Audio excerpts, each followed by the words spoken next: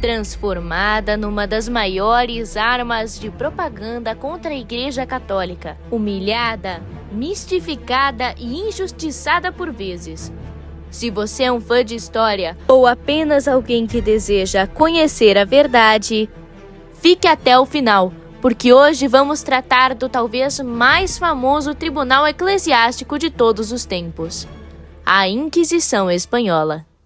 Após o final da Guerra de Sucessão e com o trono definitivamente instalado, Isabel e Fernando passaram a lidar mais profundamente com os muitos problemas internos de Castela e de sua corte.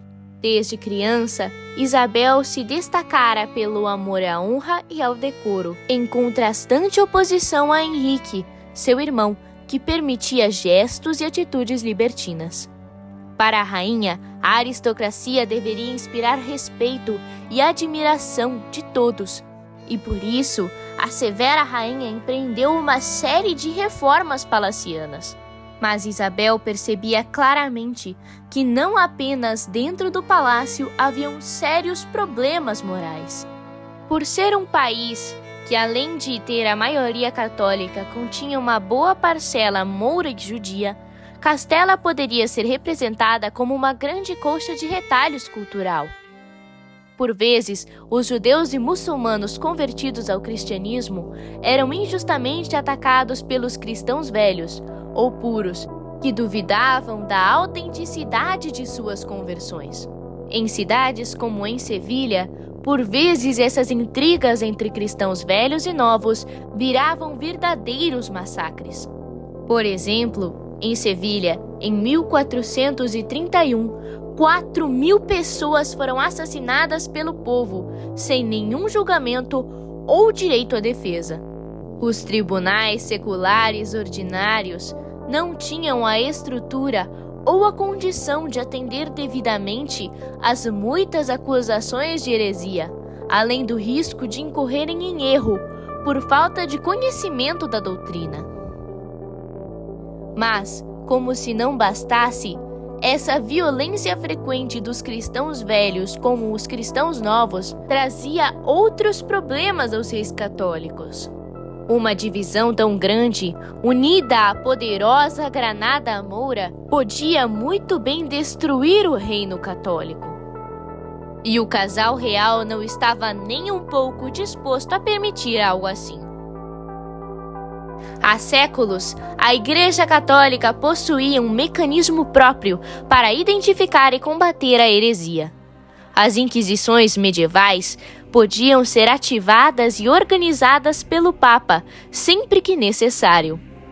Uma, inclusive, já existia em Aragão, requisitada havia séculos pelo rei Jaime I, para conter a violência contra os hereges. Na verdade, já no reinado de Isabel, em 1475, o Papa chegara até a enviar um núncio a Castela, com o objetivo de usar a Inquisição tradicional para identificar e combater quaisquer problemas com heresia. Mas não era o que Isabel e Fernando buscavam. Eles procuravam algo que tivesse maiores poderes e condições para lidar com o problema herético, pois, para eles, a blasfêmia e a heresia eram levadas a um nível pessoal, uma ofensa não apenas a Deus. Assim, formularam o ideal de uma Inquisição apoiada pelo Estado. Em 1478, o Papa Sisto IV assinou uma bula, permitindo que Isabel e seu marido nomeassem os inquisidores em seu reino. Em 1480, os reis começaram a fazer as nomeações. Nascia a Inquisição Espanhola. No dia 1º de janeiro de 1483, Isabel e seu marido, já em plenas hostilidades contra Granada, história essa que estudaremos em outro episódio, ordenaram que os judeus abandonassem as arquidioceses de Sevilha, Córdoba e Cádiz. Foi ordenado que a Inquisição supervisionasse o processo, para garantir a sua justiça. No mesmo ano, Tomás de Torquemada, prior dominicano e que já fora confessor de Isabel, foi nomeado inquisidor-geral. Era apenas o começo da Inquisição, que teria seu auge durante esse mesmo período e continuaria por mais de 3 séculos. A Inquisição de Isabel e Fernando era a mais secularizada que já havia surgido. O rei, e não o papa, detendo o poder de julgar a heresia. Isabel acreditava que isso fosse necessário, até pela distância entre Roma e Castela. No entanto, muitas pessoas, algumas eminentes, como Frei Hernando de Talavera, o confessor atual de Isabel, discordavam dessa abordagem mais moderna da Inquisição. O próprio Papa concedeu a permissão hesitante.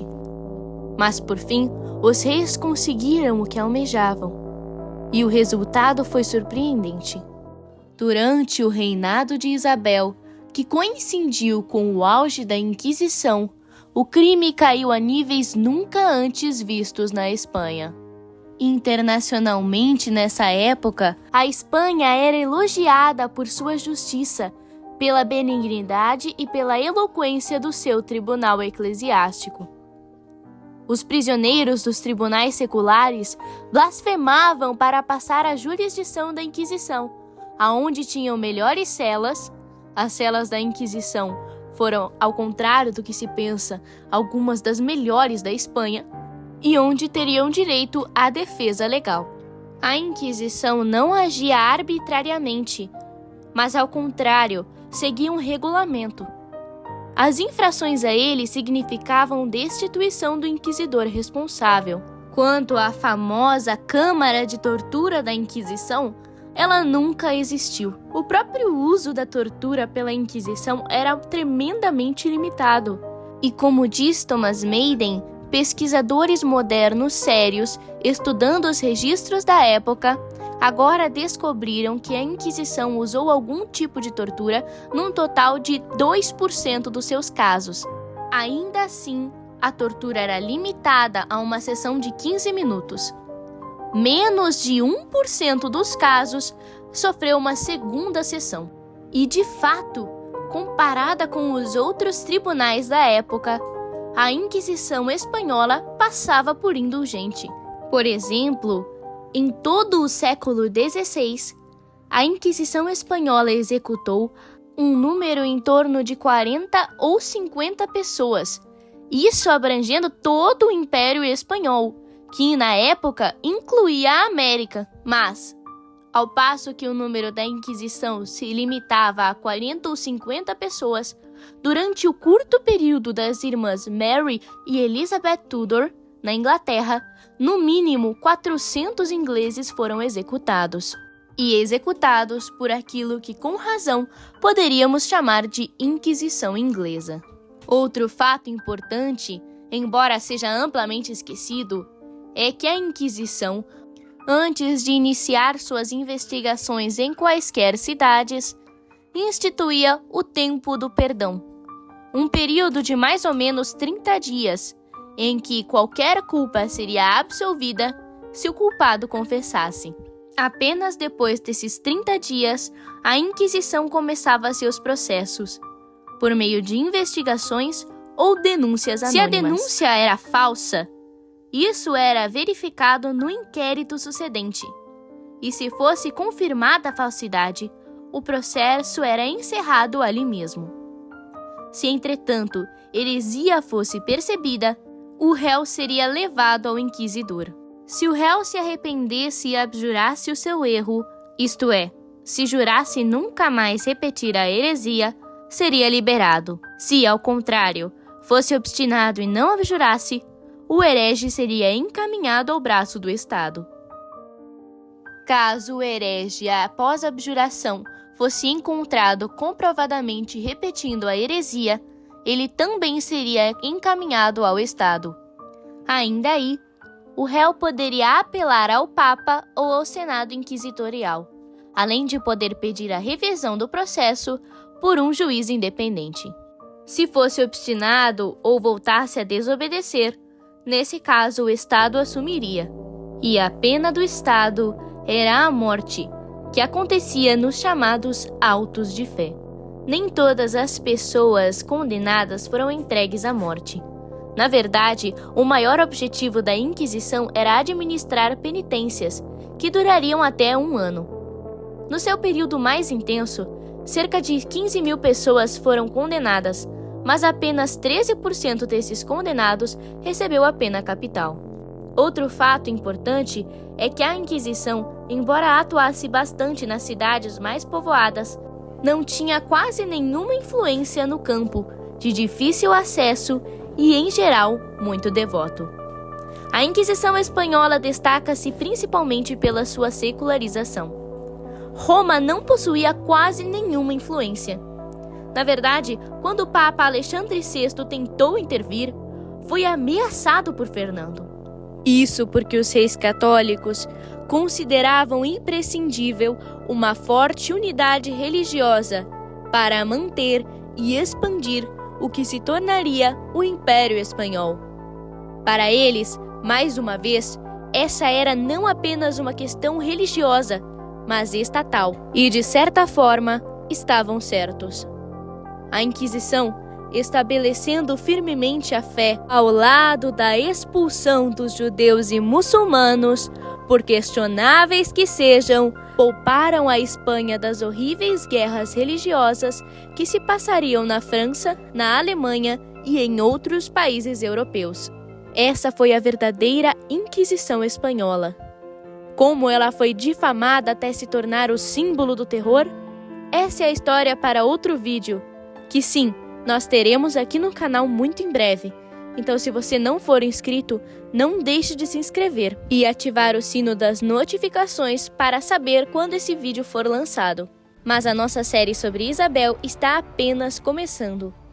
Isso porque, no dia 27 de dezembro de 1478, os mouros de Granada atacaram de súbito a pequena cidade de Zahara. Foi a gota d'água necessária para fazer transbordar um copo há muito cheio.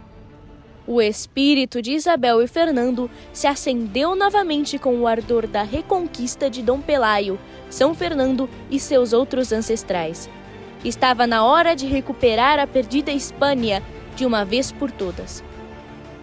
Porém, se fizeram e como fizeram isso, nós apenas veremos no próximo episódio da nossa série sobre Isabel. Gostou deste vídeo? Já conhecia algum desses fatos sobre a Inquisição espanhola? Se sim, deixe nos comentários. Se não assistiu os outros episódios da nossa série Isabel, vou deixar o link da nossa playlist com eles aqui na descrição. Estão realmente incríveis, então não perca. Junto com isso, vou deixar uma lista com alguns conteúdos, livros, documentários e inclusive uma série maravilhosa do Iniciativa Condor sobre o Império Espanhol para você que quer se aprofundar nesse assunto tão complicado que é a Inquisição Espanhola. Se for inscrito, por favor, não deixe de verificar a sua inscrição, já que ultimamente temos tido vários problemas com isso. Se quiser se tornar um patrocinador do canal, a nossa chave Pix estará aqui na descrição. Contamos e dependemos do apoio de vocês. Se não for inscrito, não deixe de se inscrever, curtir e compartilhar o vídeo. Muito obrigada pela atenção e aguardo você no nosso próximo vídeo.